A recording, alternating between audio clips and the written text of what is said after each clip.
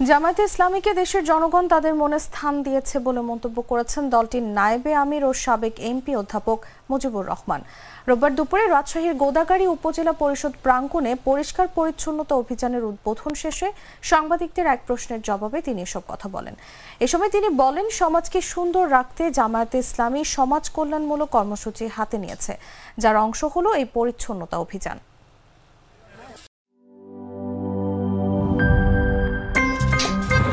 আমার একটা স্মার্ট সিদ্ধান্তে 25% গ্যাসের খরচ কমেছে। ভাবছেন কিভাবে?